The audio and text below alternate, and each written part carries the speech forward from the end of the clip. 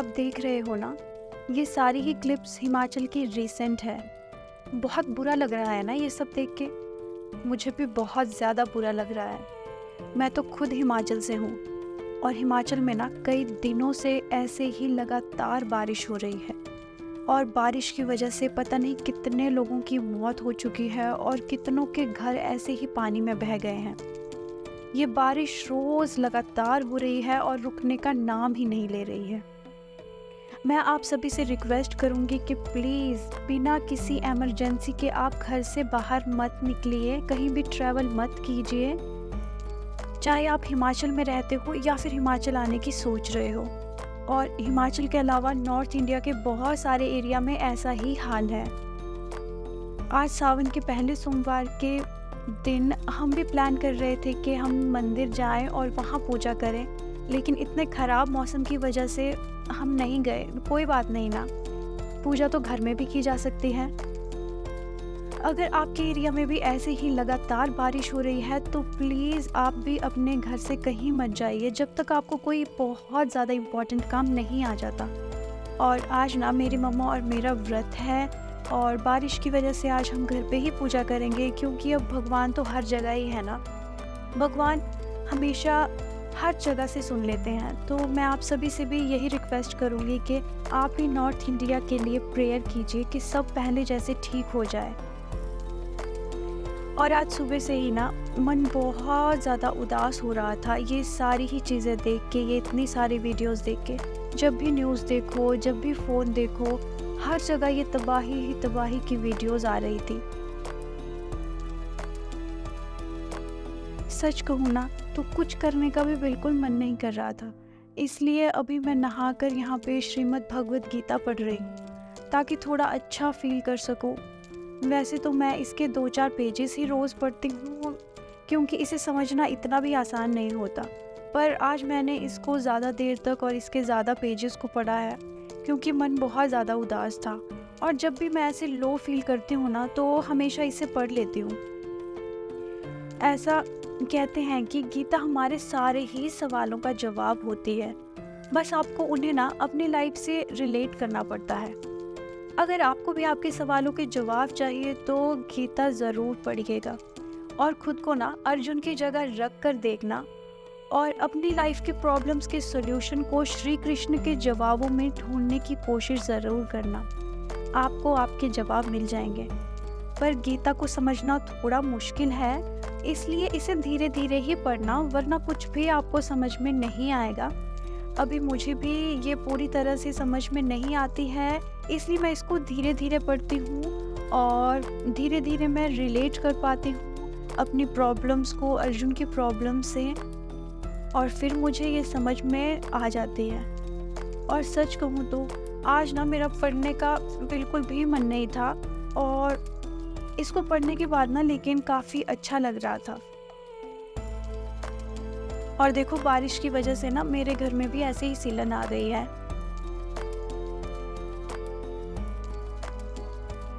हम सबसे top floor पे रहते हैं ना, तो ये वाला रूम है, इसमें कोई आता जाता तो नहीं है। जब घर पे गेस्ट आते हैं तब ये रूम यूज़ होता है। वैसे मैं इसको रूम को पढ़ने के लिए यूज़ करती हूँ। तो बस ये ऊपर से अभी पानी टपक रहा है, इसलिए मैंने ये प्लास्टिक का बैग इसमें यहाँ बिछा रखा है। और ये मेरे रूम के बाहर का व्यू है जहाँ पे ये छोटे छोटे लैंडस्लाइड्स हुए हैं। ये जो भी सामने आपको मैं रोड दिखा रही थी ना, ये लास्ट ईयर पूरी ही नीचे चली गई थी, क्योंकि मॉनसून में ना हिमाचल में हमेशा ही ऐसे नुकसान होते हैं, लेकिन इस बार ये नुकसान कुछ ज़्यादा ही हो रहे हैं। और ये जो अभी आपको ये रोड दिख रही है ना, ये पूरी तरह बंद हो गई है लैंडस्लाइड की वजह से।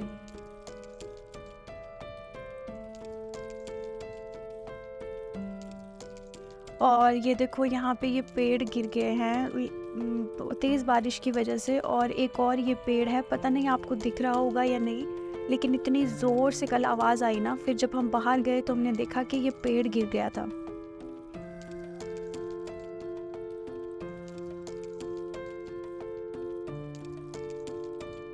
थैंक गॉड जहाँ मैं रहती हूँ ना वहाँ पे बहुत ज़्यादा मेजर नुकसान तो नहीं हुए हैं, लेकिन यहाँ पर भी ऑरेंज अलर्ट है।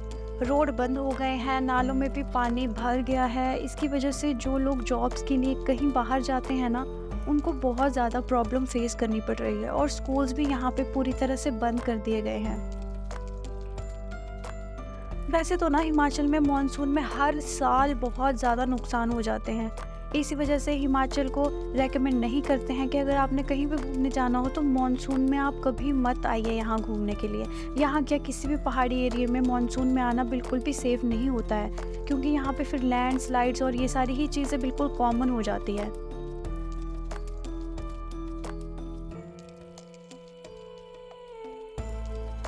और मम्मा और मेरा यहाँ व्रत था, तो अभी हम ये व्रत का सिंपल सा नाश्ता कर रहे हैं।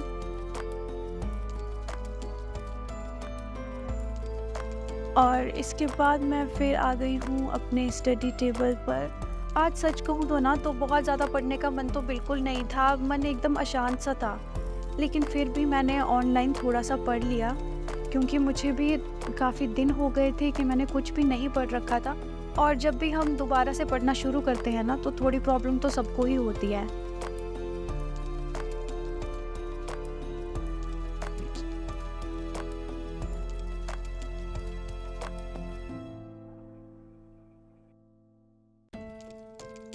और अभी ये मम्मा ना शाम में आलू के ये चिप्स बना रही हैं, थोड़े फ्रेंच फ्राइज़ वाले स्टाइल में। और आज ना पापा भी इस टाइम घर ही आ गए थे शॉप से, क्योंकि लाइट ही चली गई थी। और कल भी ना शाम के 4 बजे से और पूरी रात तक यहाँ लाइट का कट लग गया था। लेकिन आज थैंक गॉड के शाम तक ना लाइट आ गई थी, मतलब 2 से 3 घंटे में यहाँ पे लाइट आ गई थी। और ये शाम का यहाँ का व्यू है, और थैंक गॉड कि फाइनली अभी बारिश रुक गई है। वैसे तो कल भी इस टाइम पे बारिश रुक गई थी, लेकिन फिर रात में फिर से बारिश हो गई। और अभी मैं यहाँ पे शाम के डिनर की प्रिपरेशन कर रही हूँ। इसके लिए मैं ये आटा पूरी के लिए लगा रही हूँ। और बस आटा लगाने के बाद इसको हम थोड़ी देर रेस्ट पर रख रहे लेंगे। और अभी ये ड्राई फ्रूट्स मैं खीर के लिए कट कर रही हूँ।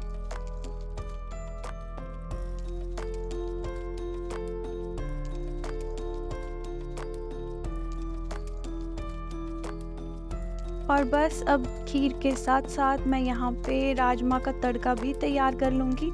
और आज इसमें जिंजर गार्लिक अनियन गार्लिक नहीं जाएगा, क्योंकि हमारा व्रत है। तो बस टमाटर और कुछ खड़े मसालों का तड़का ही मैं इसके लिए तैयार कर रही हूँ। और बस अब ये तड़का एकदम रेडी है, तो अब मैं इसमें अपने ये राजमा ऐड कर लूँगी और इसको मिक्स कर लूँगी। और मिक्स करने के बाद इसमें कसूरी मेथी मैं इसी स्टेज पे थोड़ी सी ऐड कर लेती हूँ। और उसके बाद थोड़ा थोड़ा करके इसमें इसका जो पानी है मैं उसको ऐड कर लूँगी। और खीर भी मेरी बनके एकदम रेडी थी, और राजमा भी। तो बस मैंने खीर को दूसरे बर्तन में उलट दिया था, और खीर ना मैंने कुछ ज़्यादा ही बना दी थी। और यहाँ पे अब मैं पूरियाँ बना रही हूँ।